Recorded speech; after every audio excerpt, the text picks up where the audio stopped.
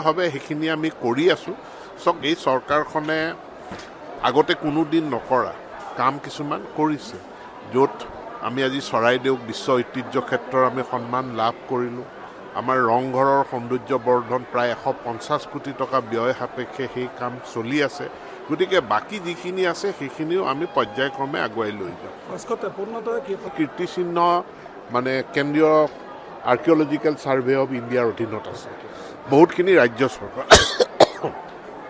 গতিকে আমি এটা সমন্বিত পৰিকল্পনা প্ৰস্তুত কৰিব লাগিব যে আৰ্কিঅলজিকেল ছাৰ্ভে অফ ইণ্ডিয়া, আমাৰ আৰ্কিঅলজিকেল ডিপাৰ্টমেণ্ট, জিলা প্ৰশাসন, ৰাজ্য চৰকাৰ সকলোৱে মিলি এই কীৰ্তিচিহ্নসমূহ সংৰক্ষণ, ইয়াৰ সৌন্দৰ্য বৰ্ধনৰ কাৰণে এটা মানে সমন্বিত এটা ইণ্টিগ্ৰেটেড পৰিকল্পনা প্লেনিঙৰ কাৰণে মই DC ডাঙৰীয়াক মই অনুৰোধ জনাইছোঁ, তেখেতে এইটো ইনিচিয়েট কৰিব।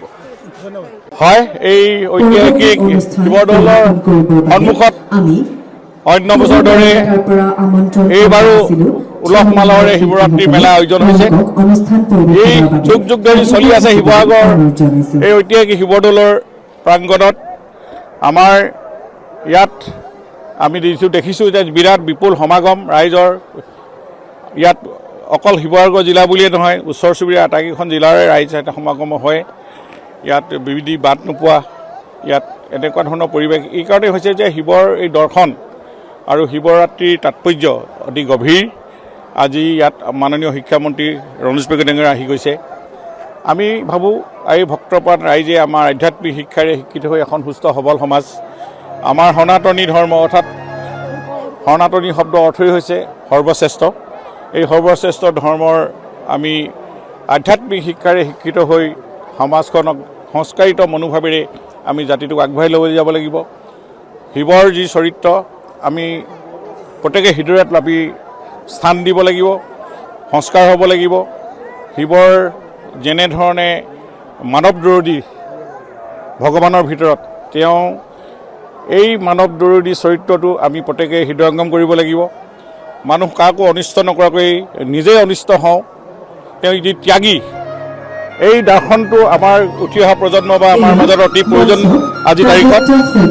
গতিকেলৈ ৰাগিয়াল বস্তু তেওঁ নিজে যেনেকৈ সেৱন কৰি আনক বিপদৰ পৰা ৰক্ষা কৰিছিল, আনৰ দেহাত প্ৰৱেশ কৰিবলৈ নিদিছিল, সেই তাৎপৰ্যমূলক সেই গৱেষণামূলক বিশ্লেষণ আজি শিৱৰাত্ৰিত আমি সকলোৱে হৃদয়ংগম কৰিছোঁ, অনুভৱ কৰিছোঁ। মই ভাবোঁ এই আমাৰ উঠি অহা প্ৰজন্মক আমি সমাজে আমাৰ সমাজখন আগবঢ়াই নিয়ক।